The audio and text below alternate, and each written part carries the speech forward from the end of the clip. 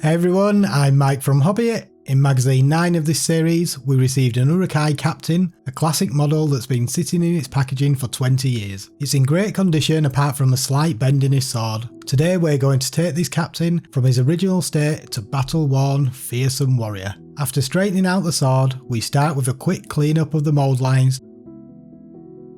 Then, we apply a black primer to the entire model. This will help the subsequent layers of paint adhere better whilst giving the armour a darker, more menacing look. Since most of the model is metal and I want a dirty, worn look to the armour, we're going to use a dry brushing technique with lead belcher. Dry brushing is a great technique for highlighting the raised areas of the model without needing a steady hand for detail work.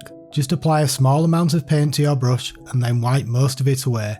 Using circular and downward motions, apply the paint.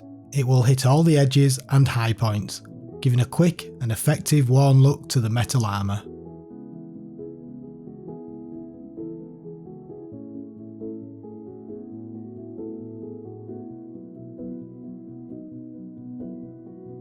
With the armour done, let's move on to the skin. Start by painting the flesh with an off-white colour.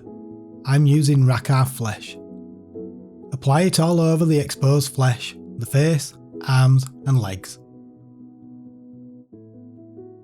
This forms a nice undercoat for the next layer, which will be a dark brownish red.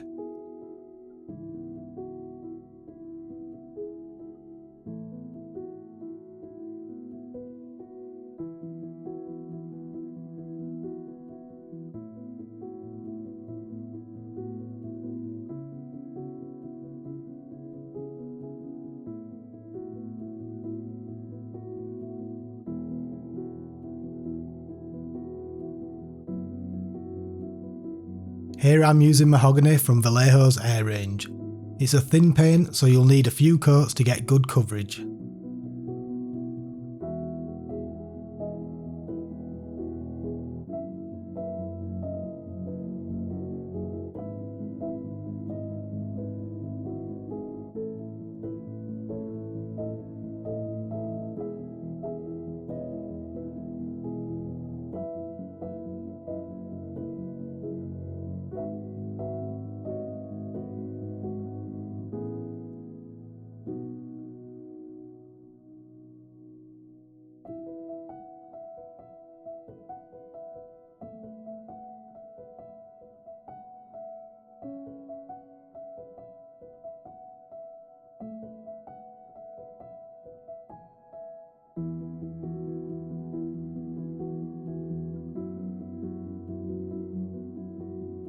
Once that's done, we can tidy up the black leather parts with any black paint you have.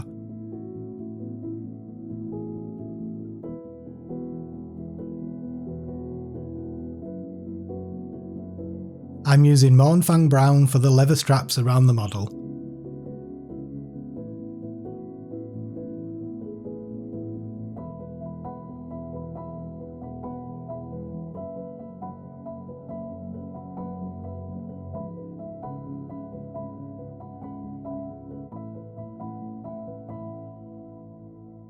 I'm also applying a coat of black to the hair to cover up any silver from the dry brushing.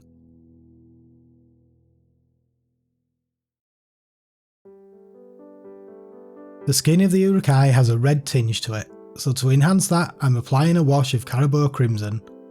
This will give the mahogany base a rich, deep red tone, perfect for our Uruk-Hai Captain.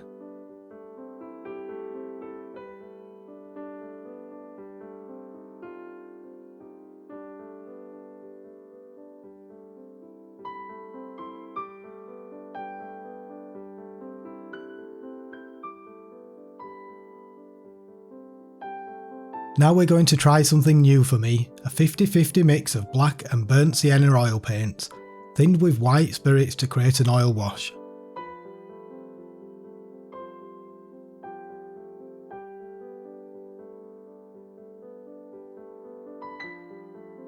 I mix it up till I get a thick consistency.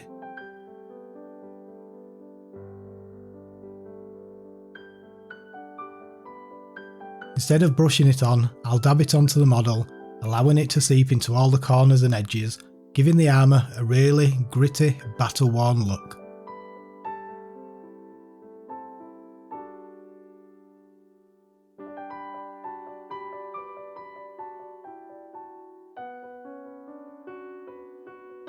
I let the wash sit for around 90 minutes. In hindsight, this might have been a little too long. I recommend trying 60 minutes next time for a slightly easier cleanup. But even with the longer cure time, I think it works well for an Uruk-Hai Captain. Once it's set, take a sponge and start to rub off the oils from the higher points of the model. This will leave the recesses dark and shadowed while bringing out the highlights on the raised areas.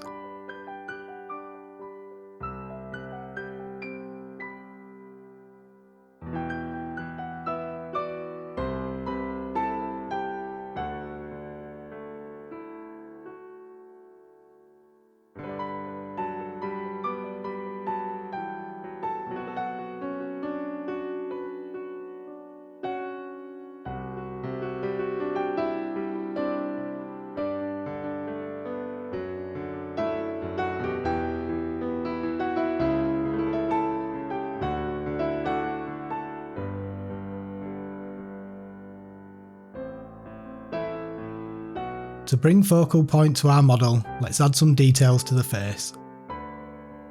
Using Rakkar Flesh, I paint in the teeth and eyes. Then, just like we did for Lurtz in a previous video, we'll paint on the white hand of Saruman. Start by placing the fingers and thumb, and then join them together. Be careful not just to paint over everything, take your time to get it right.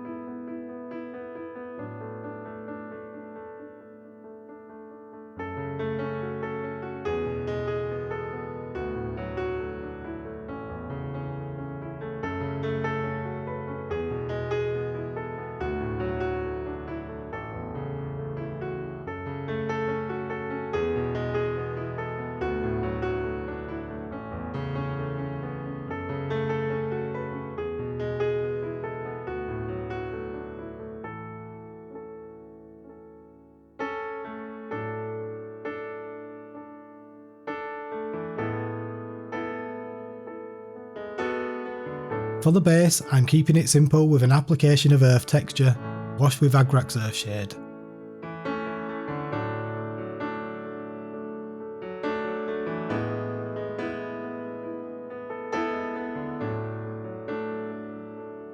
Usually I use a brown pigment for the base, but I wanted a darker look for the Uruk-Hai Captain. So I've used some iron oxide pigment instead. I apply it directly under the model and over his feet to blend everything together. To finish, I add one grass tuft, and I'm really pleased with how it came out. And there you have it, our Uruk-Hai Captain is ready for battle. From the worn armour to the deep red skin, I'm really happy with how it turned out. How do you like to paint your Uruk-Hai? Let me know in the comments below. I'm always curious about other painting styles. A big welcome to Tim H Painting, our newest patron member. If you enjoy this video and the series, consider liking, commenting, or supporting the journey on Patreon. Your support helps keep these videos coming. Until next time, happy painting.